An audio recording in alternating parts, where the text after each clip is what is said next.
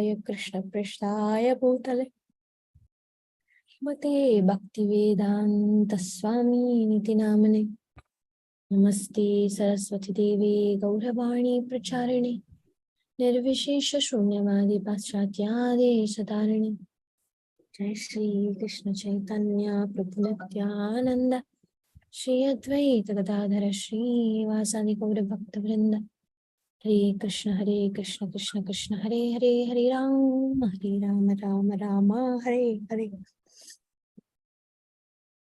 So we stopped at what Meda was saying, as all the assistants of Devahuti are listening to Kapila Dev's instructions. Meda, she says, everybody blushed and looked down, gratified that they have lightened Devahuti's unhappiness. Sometimes when we go through misery, nothing can actually uplift us. But true friendship and that feeling of being loved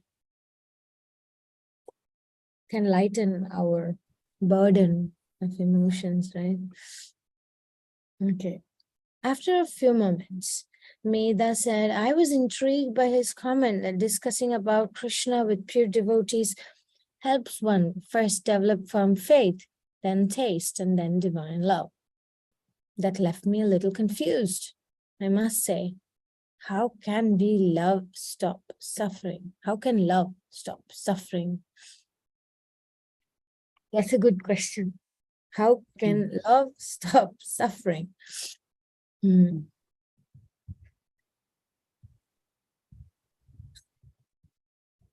Meda looked at Devahuti. It seemed that love is the cause of misery. Rangini distracted them all by suddenly saying, oh, just see, isn't that cute? She pointed to a mother cat carrying her kitten through the long grass. The kitten dangled peacefully from the mother cat's mouth. Suddenly, the cat froze. It dropped its kitten and struck a hunting pose. All four ladies were spellbound by the scene unfolding a few meters away from them. Darting from one tree to another, unaware of the deadly danger it faced, was a rat. Suddenly, the cat pounced, seizing the terrified and writhing rat in her mouth. She took it. Oops. She took it this way and that until it dangled lifelessly. Taking a few deep breaths, Devahuti said, it's beginning to make more sense. Her three companions urged her to share her insights. Devahuti said, by hearing from those who love and trust Krishna, we develop the same feelings. By discussing with them, we realize that everything happens by Krishna's will. Armed with knowledge and faith, we become unafraid even in the face of calamity, knowing that our loving well-wisher is in control. On the other hand, conditioned souls who want to usurp Krishna's position as the enjoyer and controller do not see his loving hand and they suffer. Just as the same jaws that lovingly hold the kitten spell death for the rat, so the same reversals that devotees see as Krishna's mercy are simply misery for deluded souls trying to enjoy matter. Wow. So let me read that statement again. Just as the same jaws that lovingly hold the kitten spell death for the rat, the same reversals that devotees see as Krishna's mercy are simply misery for deluded souls trying to enjoy matter. I mean, it can apply to us also, right? How we see our circumstances can either be devotional or mundane. When we are in a devotional mindset, consciousness, we can change our perspectives and say, oh, Krishna is omniscient. He knows my needs. He knows my welfare, and whatever is happening is his mercy. But the less faith we have, then it makes us feel sad. Oh, why this is happening to me, etc.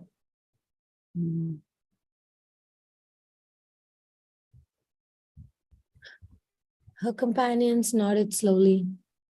The vivid example of the cat and the rat made it very clear. Shama looked thoughtful. I was wondering what Kapila meant by saying we should systematically discuss Krishna's pastimes. Devahuti said, Kardama often told me about different incarnations, starting with Lord Vishnu, who creates the cosmos.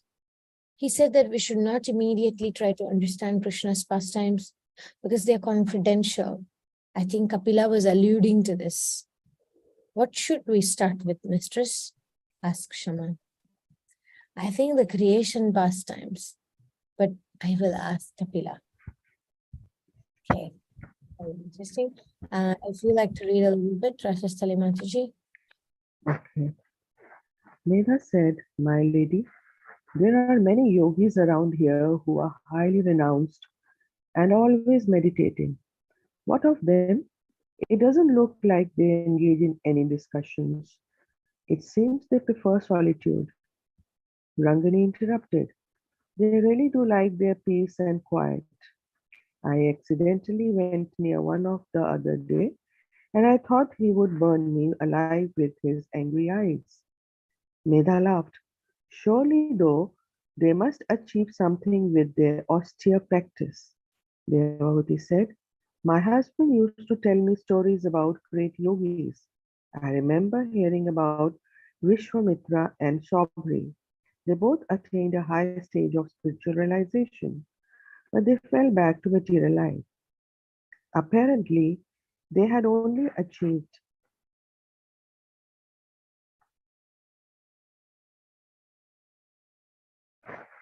Brahm and Paramatma realization. There is a higher stage called Bhagwan realization, which alone is permanent. Why is it that? Asked Medha. From a distance, they saw Kapila striding towards them. Devavati said, I will ask him that too. She signaled to the attendant maidens to clear away the picnic. When Kapila was again seated, Devahuti continued her questions. You have said that one should hear from pure devotees and discuss your pastimes. Please tell me exactly what I should hear and practice so that I may quickly and easily attain your eternal loving service. From what I understand, you have come to you have come to teach a mystic yoga system that aims at establishing a personal relationship with you, the Supreme Lord, thereby completely and permanently ending one's material existence. Please describe this yoga system. How is it different to conventional Jnana and Ashtanga yogas, which carry the risk of falling down? Please describe its various elements. My dear son, being a woman, I find it difficult to understand the absolute truth. If you kindly explain it in detail, then although I am not very intelligent, I will surely understand and feel transcendental happiness. Kapila looked at her compassionately. Listen, dear mother, as I describe the ancient Sakya system of philosophy, which is a Bhakti Yoga, combination of Gyan mixed with Bhakti Yoga. The senses are controlled by the gods who are naturally inclined to follow the Vedic directions given by Krishna. As the Lord leads the gods, so the mind leads the senses. It thus represents Krishna and should serve him along with the senses. When that service is rendered spontaneously, without selfish motive, that is Bhakti Yoga. This is superior to any other achievement, including liberation. Mother, Jnana yogis undergo severe austerities to control their senses and attain liberation. The Sankhya yogi, who cultivates jnana by hearing and chanting about me, easily attains these results. As the fire of digestion destroys the useless parts of our food, but digests those parts which nourish our bodies. Similarly, regular hearing and chanting about Krishna destroys tendencies for sense gratification but nourishes our spiritual inclinations. Engaged always in hearing about and glorifying me. The devotees derive so much happiness that he never hankers for the liberation desired by the jnanis, which is to merge with me. I bless such devotees with an attraction for my deity form. They enjoy visiting my temples to see me smiling, to see my smiling face and reddish eyes that resemble the rising morning sun. Knowing me to be transcendental to all auspicious, they reveal their minds to me by offering me attractive prayers. Completely captivated by my form and pleasing words, my pure devotees feel such ecstasy they lose attraction for anything else. Absorbed in my devotional service, their senses automatically become free of material engagement. Indeed, liberation is an incidental benefit for those immersed in my loving service. They do not seek it, nor do they desire the enjoyments of the higher planetary systems, including Brahma's planet.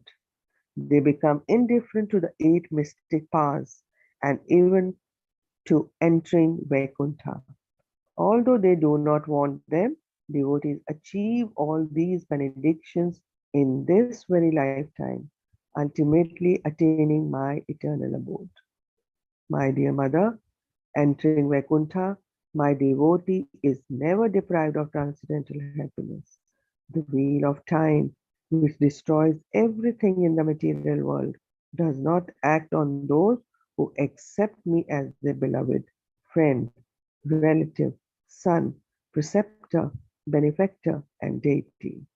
I personally take to the other side of birth and death one who worships me with all pervading Lord of the universe in unflinching devotional service, always hearing and chanting about me, and abandoning desires for sense gratification in this life or the next. Devahoti wondered which form of the Lord one should worship. Kapila said, Mother, I am pleased when one worships any of my personal forms. By my mercy, my devotees surpass the terrible cycle of birth and death. Otherwise, it is not possible, for I am the Almighty Lord, the original source of creation and the super soul of all souls. A doubt entered Devahuti's heart. What of gods? Should they not be worshipped also? If they were dissatisfied, would they not make one suffer?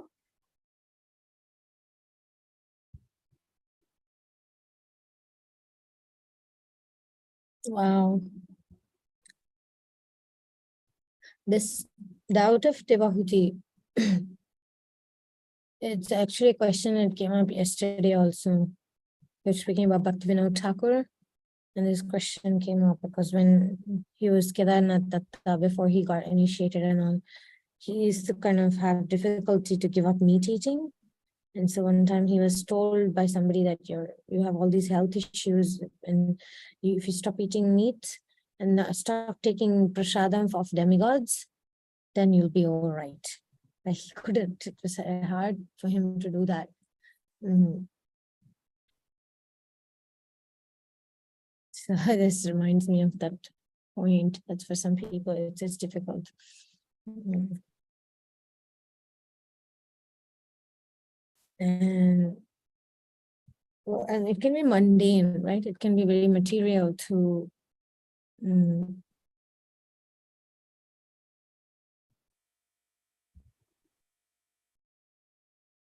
it can be very material to take shelter of demigods, right? It can be like nothing spiritual about it. There's a big difference between spiritual and religious.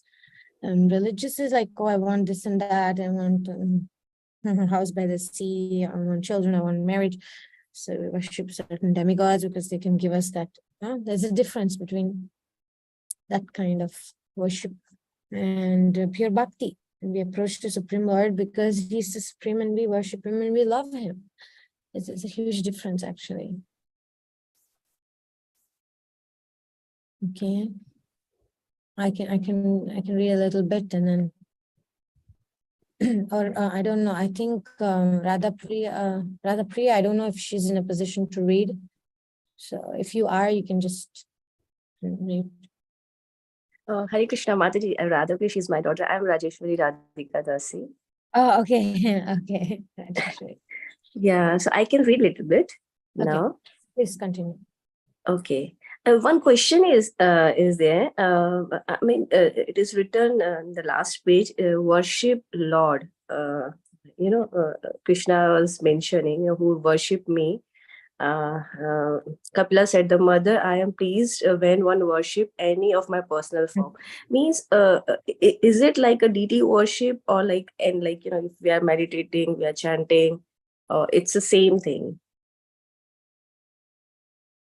Well, worshipping the personal, see, there is Guna, Rupa, Leela, right? There is you can worship the Lord's qualities, right? Oh my God, the Lord is so merciful. That's a form of worship. And then you can worship the Lord by glorifying his pastimes. Oh, Krishna killed this demon, Krishna killed that demon, Krishna did that. So that's a form of worship which is based on his leelas, and then based on his rupa, based on his forms, which can mean remembering the Lord. That we can serve in there are 9 processes of devotional service. We can, by sitting and listening to a lecture about deity worship, it is worshiping the Lord by hearing about him. And yes, deity worship can mean like the full-fledged version of worshiping the personal forms, but you are right. It can also mean by reading about a deity, by watching, for example, okay, I may watch Mayapur TV Darshanarti. That is worshiping the form, and I may make a garland for the deities, and then I'm not going and putting the garland on the deity, but I'm making it and sending it, and some pujari is putting it on the deities, right? But you're still worshiping a personal form, or you're just going there to watch the Abhishek. You get the same benefit as doing Abhishek. So the philosophy of Vaishnav culture is so rich and so merciful that even by watching somebody doing worship, you get the same benefit as worshiping.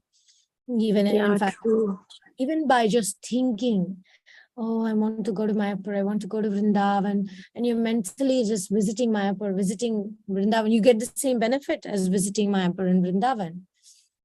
So like that, if you watch Radha Raman or Radha Govinda, Radha Damodar, you watch pictures of deities from different parts of the world, you're worshipping them, so worship can be of different levels. Yeah, thank you, Mataji. And you see, sometimes we attribute devotional service to external things. Sometimes we attribute that, oh, I'm pouring water on the Shila or on the deity, I'm pouring milk and I'm making artik. We think that's devotional service, right? We think we're well situated when we are religious, or we wake up and we go and do stuff.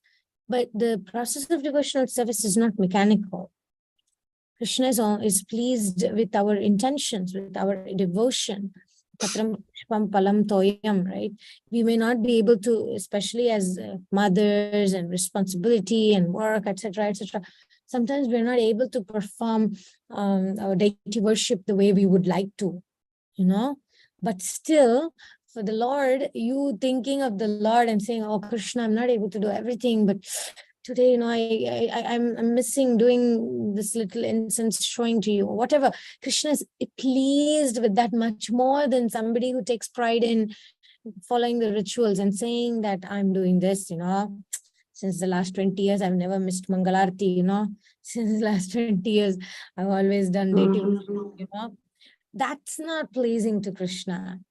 But when the devotion is what is going to make the difference. So when Krishna is saying, I will be pleased when one worships me and in any of my forms, definitely, even if you're just thinking now, we are worshipping Kapila Dev by studying about him. And then we are going to the temple to worship the deities. We are worshipping his personal form. We are paying obeisances. You're worshipping the deity.